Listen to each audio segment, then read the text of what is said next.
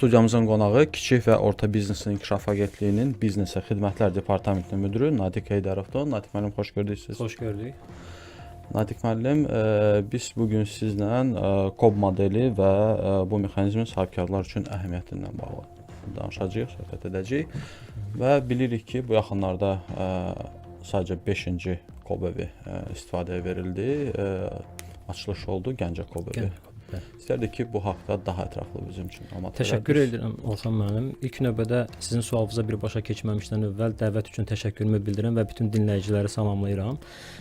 Məlumat üçün deyim ki, 19 mart 2026-cı il tarixində sayca 5-ci KOB evi olan Gəncə KOB evi Gəncə şəhərində fəaliyyətə başlamışdır. Eyni zamanda sizin radiodan da istifadə edərək bütün Gəncədə yaşayan və Gəncə ətrafında olan bütün sahibkarlara məlumat üçün söyləyim ki, Gəncə KOB evi Gəncə şəhərinin Zərifə Əliyeva prospekti 166 ünvanında yerləşir.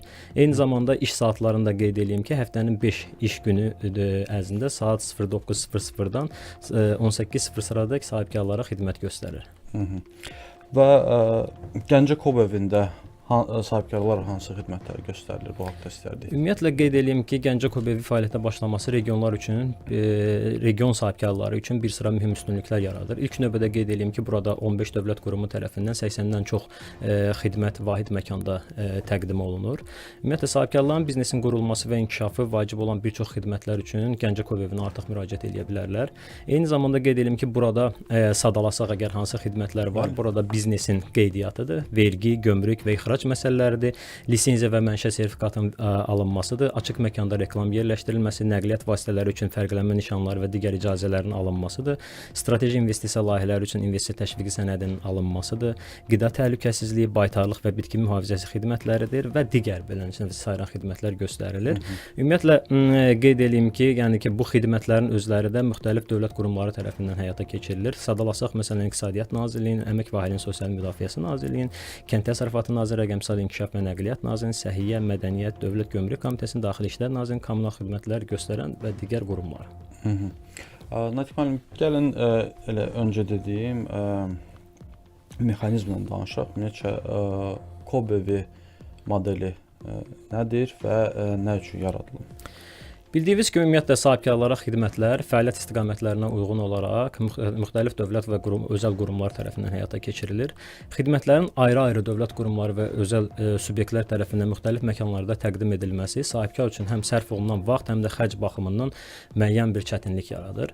Ölkə Prezidentinin müvafiq fərmanlarına uyğun olaraq Kiçik və Orta Biznesin İnkişafı Agentliyinin tərkibində kiçik və orta biznes evlərinin yaradılması müəyyən edilmişdir. Eyni zamanda qeyd edeyim ki, KOB evləri ümumiyyətlə sahibkarla subyektlərinə dövlət və özəl qurumları tərəfindən göstərilən xidmətlərin vahid məkanda və əlaqələndirilmiş formada təqdim olunduğu vahid məkandır. Amma birbaşa olaraq ümumiyyətlə KOB evi yaradılmasının ümumiyyətlə məqsədi nədir qeyd edeyim. Ümumiyyətlə KOB evlərinin əsas məqsədi sahibkarlıq subyektlərinə burada əsas prinsipləri sadalayacağam mən ki, operativlik, şəffaflıq, nəzakətlilik, məsuliyyət və rahatlıq prinsiplərinə uyğun olaraq dövlət və özəl xidmətlərin yeni üslubda təqdim edilməsidir. Bəli, çünki sahibkarlar bəzən, daha doğrusu sahibkarlığa başlamaq istəyənlər bu işi necə edəcəyini, nə cür edəcəyini bilmirlər və bunun üçün də yəqin ki, KOB evləri Məlumat üçün söyləyim ki, məsəl üçün tutaq ki, müxtəlif dövlət qurumları müxtəlif yerlərdə yerləşdiyi üçün və eyni zamanda elə xidmətlər olur ki, bir xidmətin alınması üçün onun tərkib hissəsindən digər bir dövlət qurumunun xidmətindən yararlanmaq məcburiyyətində qalırlar. Bu zaman bir dövlət qurumundan çıxıb artıq digər bir dövlət qurumunun yerləşdiyi binaya müraciət eləməsi həm onların vaxt baxımından, həm də ki, onların xərcləri baxımından əlavə izafi xərclər yaradır. Bu istiqamətdə vahid məkanın formalaşdırılması KOB evi vahid məkanda formalaşdırılır ki, bütün dövlət qurumları vahid məkanda olur və bir quruma müraciət eləyəndə, xidmətlər alanda və orada ehtiyac yaranarsa digər quruma müraciət eləmək, həmin məkandaca digər bir xidmətə də əldə edə bilirlər. Natiq müəllim, Gəncə KOB evindən danışdıq. Bəs daha hansı KOB evləri var və onların xüsusiyyətləri nədir? Məlumat üçün deyim ki, 2020-ci ildə ilk dəfə Xaçmaz rayonunda Xaçmaz Kob evi yaradılmışdır. Daha sonra 2021-ci ildə Yevlax rayonunda Yevlax Kob evi yaradılmışdır. 23-cü ildə Bakı şəhərində daha böyük olan və daha çox sahibkarlara xidmət göstərən Bakı Kob evi fəaliyyətə başlamışdır. Eyni zamanda Xaçmaz Kob evinin belə deyim də bir qolu olan Xudatda da Food City xidmət mərkəzi 2024-cü ildən artıq fəaliyyətə başlamışdır.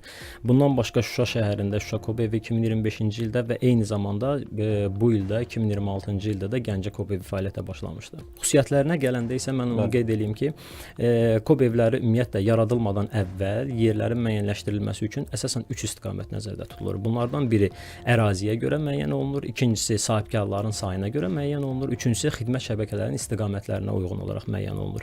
Bu araşdırmalar ümumiyyətlə təhlillər həyata keçirildikdən sonra daha sonra Kob evlərinin orada yaradılması istiqamətində artıq qərar verilir.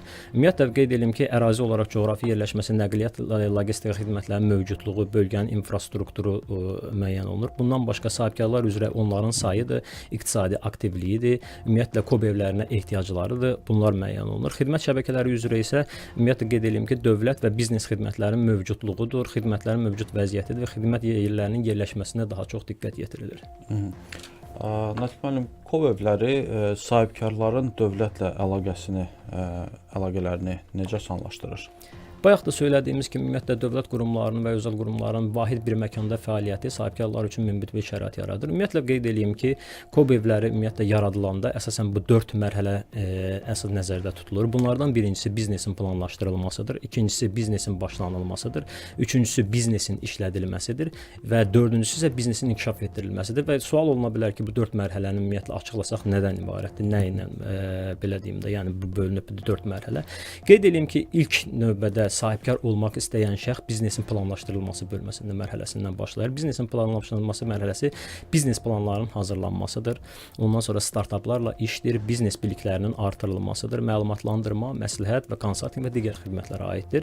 İkincisi biznesin başlanılmasıdır. Artıq bu mərhələdə birbaşa olaraq məsələn sahibkar artıq adını qazanmış olur. Yəni sahibkarlıq qeydiyyata alınır. Onlara ümumiyyətlə lisenziya, əgər öz fəaliyyətində lisenziya icazə tələb olunursa, lisenziya icazələrinin alınmasıdır və daha sonra isə bank sığorta və digər məsələlərdir.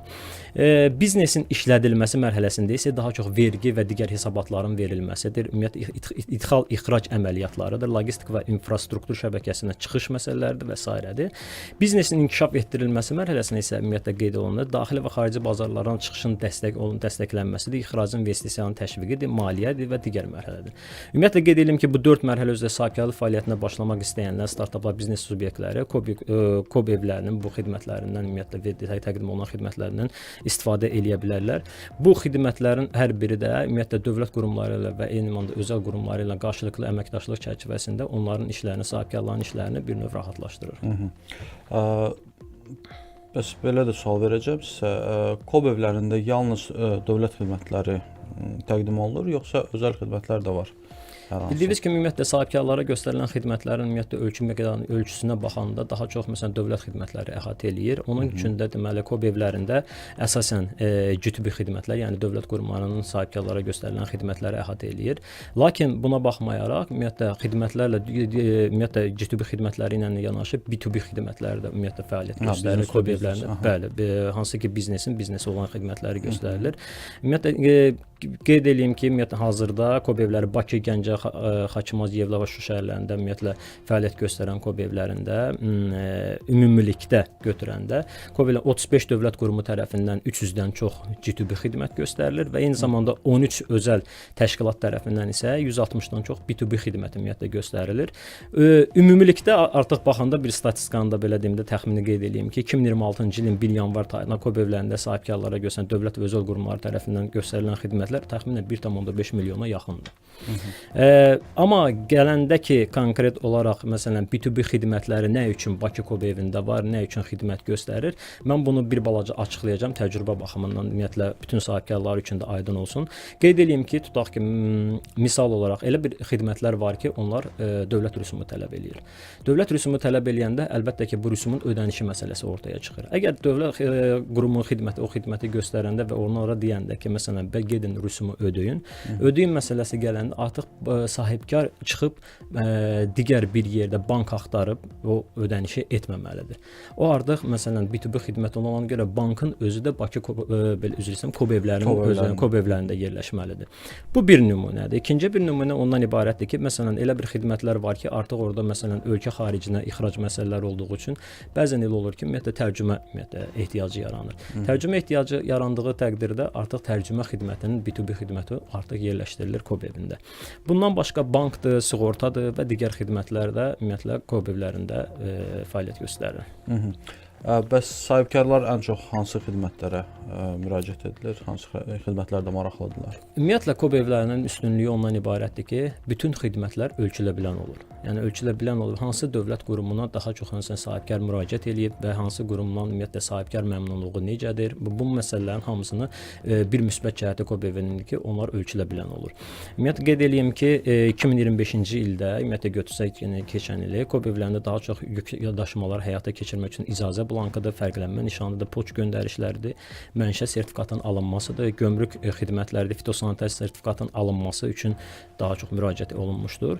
Ötən il ümumiyyətlə KOB evlərinə sahibkarlar ciddi xidmətlər göstərmiş qurumları sadalasaq, mən bir qısa bir statistikanı sizə söyləyim ki, daha çox, ən çox belə deyim, sahibkarın yararlandığı xidmətlər Rəqəmsal İnkişaf və Nəqliyyat Nazirliyinə aiddir.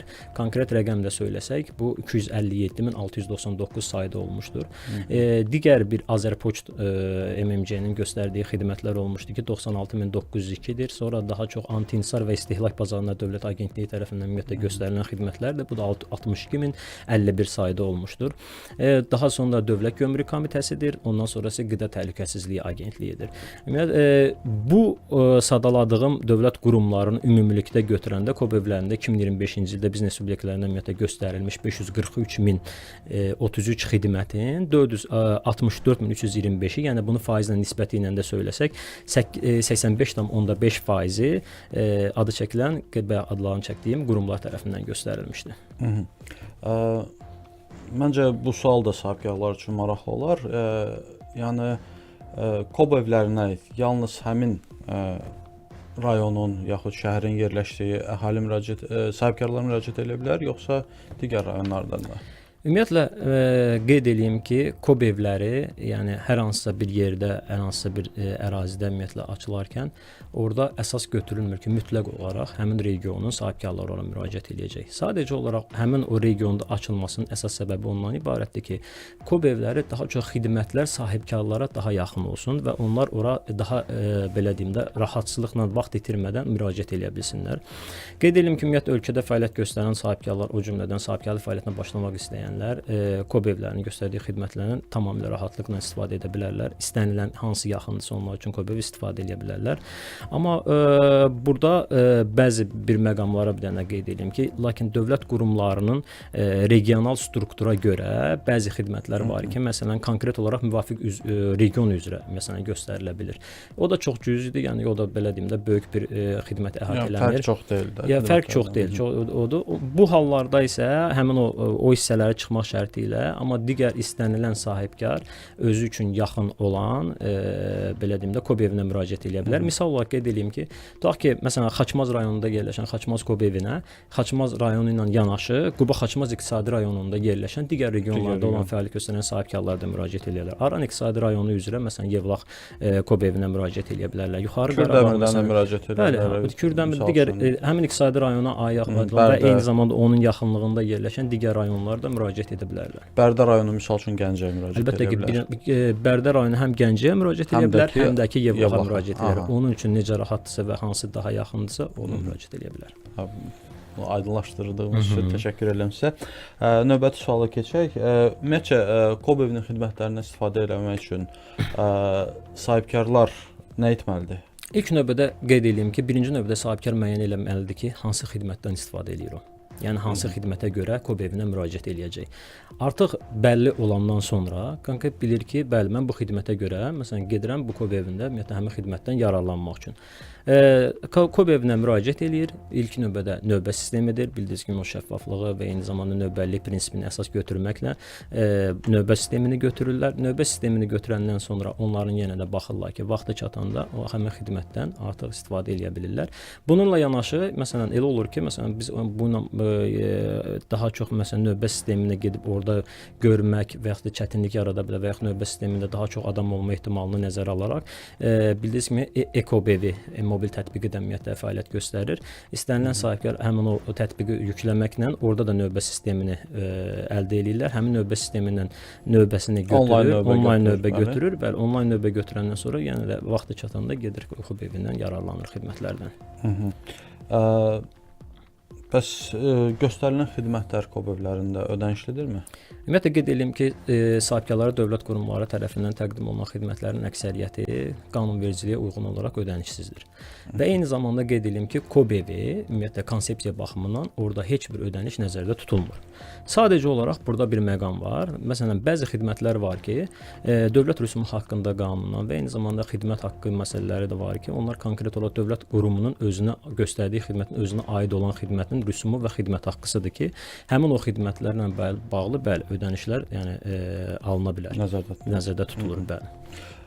Və sonuncu sualım Natiq müəllim, bilirik ki, Kobevi modelinin digər ölkələrdə belə deyək, tətbiqinə maraq var və kifayət qədər böyük maraqdır.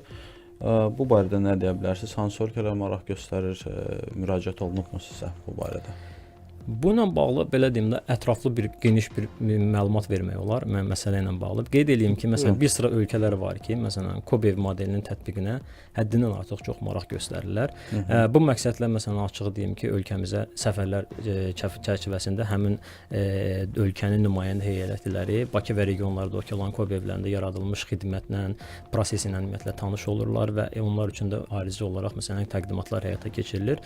Qeyd edeyim ki, bundan başqa ən böyük önəmli məsələlərdən biri 2024-cü ildə İqtisadi Əməkdaşlıq və İnkişaf Təşkilatının Dövlət Sektorunun İnnovasiyalar üzrə Tədqiqat Mərkəzi tərəfindən Kobevi modeli sahibkara xidmət sahəsində innovativ təşəbbüs kimi qiymətləndirilmiş və nümunəvi təcrübə kimi digər ölkələrə belə deyim də, yəni tövsiyə olunmuşdur.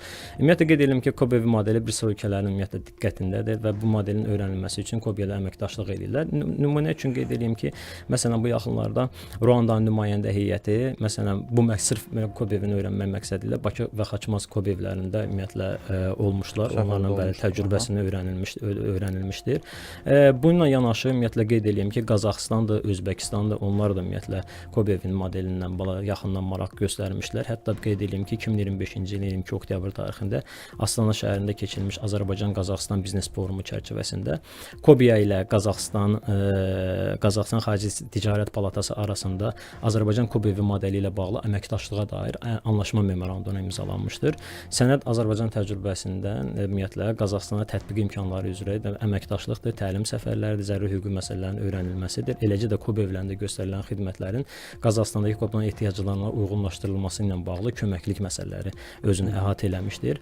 Yəni bu modelə ümumiyyətlə marağın artıq belə deyim də, yəni tətbiq yönümlü əməkdaşlıq mərhələsinə artıq keçdiyini görmək olur. Mən təşəkkür edirəm. Vaxt ayırıb studiyamıza gəldiyiniz üçün minnətdarıq sizə. Xatırladım ki, studiyamızın qonağı Kiçik və Orta Biznesin İnkişaf Agentliyinin Biznesə Xidmətlər Departamentinin müdiri Natiq Heydarov idi. Bununla da İqtisadi Həftə verilişi sona çatır. Bizim YouTube və Facebookda CBC FM Azərbaycan səhifələrinə abunə olmağı unutmayın. Sağ olun.